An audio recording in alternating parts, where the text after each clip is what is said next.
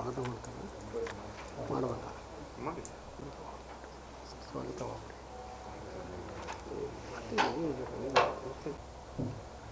ಈ ದಿನದ ಪತ್ರಿಕಾಗೋಷ್ಠಿಯಲ್ಲಿ ಗಳಿಗೂ ಕೂಡ ನಾನು ಸ್ವಾಗತವನ್ನು ಬಯಸ್ತಾ ಇದ್ದೇನೆ.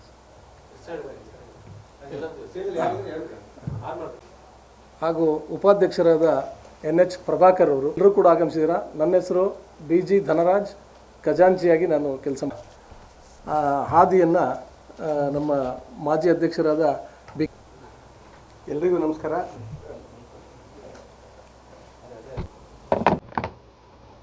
ಎಲ್ಲ ಪತ್ರಿಕಾ ಮಿತ್ರರಿಗೆ ನಮಸ್ಕಾರ. ನಮ್ಮ ದೇಶಕ್ಕೆ 3ನೇ ಬಾರಿ ಸತತವಾಗಿ ಪ್ರಧಾನಿಯಾಗಿ ಪ್ರಮಾಣ ವಚನ ಸ್ವೀಕರಿಸಲಿದ್ದಾರೆ ಹೆಮ್ಮೆಯ ವಿಶ್ವ ನಾಯಕ ನರೇಂದ್ರ ಮೋದಿ ಅವರನ್ನ ಈ ಸಂದರ್ಭದಲ್ಲಿ ನಾನು ಶುಭಾಶಯಗಳನ್ನು ತಿಳಿಸಿದ್ದೇನೆ. ನಮ್ಮ ಶಿವಮೊಗ್ಗ ಜಿಲ್ಲೆಯ ಹೆಮ್ಮೆಯ ಸಂಸದರಾದ BY ರಾಘವೇಂದ್ರರವರು ಸತತ 4ನೇ ಬಾರಿ ಸಂಸದರಾಗಿ ನಮ್ಮ ಶಿವಮೊಗ್ಗ ಜಿಲ್ಲೆಯಿಂದ ಅತ್ಯುತ್ತಮ ಅಂತರಗಳಿಂದ ವಿಜಯವನ್ನು ಸಲ್ಲಿಸಿದ್ದಾರೆ.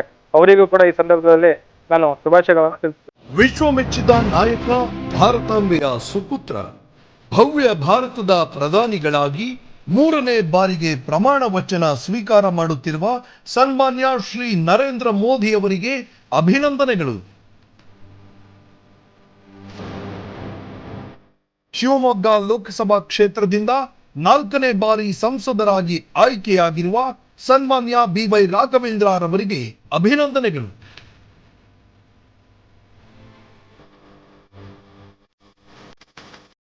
ಶುಭ ಕೋರುವವರು ಡಾಕ್ಟರ್ ಶ್ರೀನಿವಾಸಮೂರ್ತಿ AK, ವ್ಯವಸ್ಥಾಪಕ ನಿರ್ದೇಶಕರು, value product private limited, Ambujakshi S, ನಿರ್ದೇಶಕರು, ವ್ಯಾಲ್ಯೂ ಪ್ರಾಡಕ್ಟ್ ಪ್ರೈವೇಟ್ ಲಿಮಿಟೆಡ್.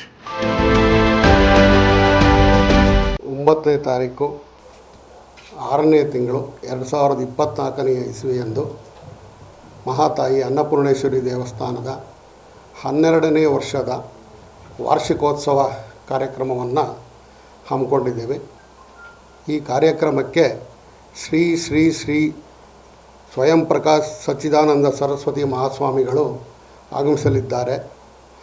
ಅವರು 10 ಗಂಟೆಗೆ MRS ಸರ್ಕಲ್ ಬಳಿ ಅವರನ್ನು ಸ್ವಾಗತಿಸಿ ಒಂದು 100 ಬೈಕ್ ರ್ಯಾಲಿಗಳ ಮೂಲಕ ನಮ್ಮ ಮಹಾತಾಯಿಯ ಸನ್ನಿಧಾನಕ್ಕೆ ಆಗಮಿಸಲಿದ್ದಾರೆ.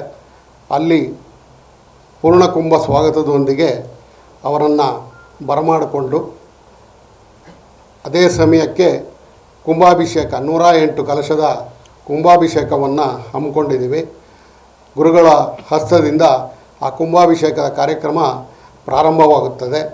ನಂತರದಲ್ಲಿ ಚಂಡಿಕಾ ಹೋಮದ ಪೂರ್ಣಾಹುತಿನಲ್ಲಿ ಗುರುಗಳು ಭಾಗವಹಿಸಿ ಆನಂತರ ಕಾರ್ಯಕ್ರಮದ ಒಂದು ಆಶೀರ್ವಚನವನ್ನು ಗುರುಗಳು ಭಕ್ತಾದಿಗಳಿಗೆ ಮಾಡಲಿದ್ದಾರೆ. ಹಾಗೆಯೇ ಮಹಾತಾಯಿಯ ಸನ್ನಿಧಿಯಲ್ಲಿ ಒಂದು 51 ಅಡಿ ರಾಜಗೋಪುರದ ನಿರ್ಮಾಣ ಕಾರ್ಯವನ್ನು ಕೈಗೊಂಡಿದ್ದು ಈಗಾಗಲೇ ಫಿನಿಶಿಂಗಿನ ಹತ್ತಿರ ಬರ್ತಾ ಇದೆ. ಆ ಒಂದು ಗೋಪುರವನ್ನು ನಾವು ಸದ್ಯದಲ್ಲೇ ವಿನಿಯೋಗವನ್ನು ಮಾಡಲಿದ್ದೇವೆ.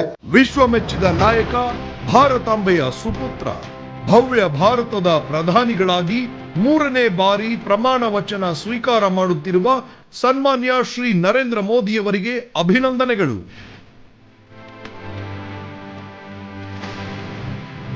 ಶಿವಮೊಗ್ಗ ಲೋಕಸಭಾ ಕ್ಷೇತ್ರದಿಂದ 4ನೇ ಬಾರಿ ಸಂಸದರಾಗಿ ಆಯ್ಕೆಯಾಗಿರುವ ಸನ್ಮಾನ್ಯ BY ರಾಘವೇಂದ್ರರವರಿಗೆ ಅಭಿನಂದನೆಗಳು.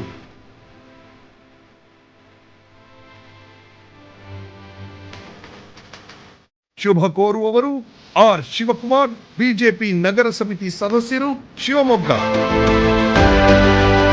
3ನೇ ಬಾರಿಗೆ ವಿಶ್ವ ಮೆಚ್ಚಿನ ನಾಯಕರಾದ ನರೇಂದ್ರ ಮೋದಿಯವರು 9ನೇ ತಾರೀಕು 6 ಗಂಟೆಗೆ ಪ್ರಮಾಣ ವಚನ ಸ್ವೀಕಾರ ಮಾಡ್ತಿದ್ದಾರೆ. ಅವರಿಗೆ ನಮ್ಮ ಕಡೆಯಿಂದ ಶುಭಾಶಯಗಳನ್ನು ಕೋರುತ್ತಿದ್ದೇನೆ. ಅವರು ಈ ದೇಶಕ್ಕೆ ಕೊಟ್ಟಂತ ಕೊಡುಗೆ, ಭಾರತ ಕಡೆಗೆ ತಿರುಗಿ ನೋಡುವಂಥ ನಾಯಕತ್ವವನ್ನು ಇರಿಸಿಕೊಂಡು ಒಂದು ದೇಶಕ್ಕೆ ಒಂದು ಹೆಮ್ಮೆಯನ್ನು ಕಳೆದಿರೋದು ನಮ್ಗೆ ಅತಿ ಸಂತೋಷವನ್ನು ತಂದು.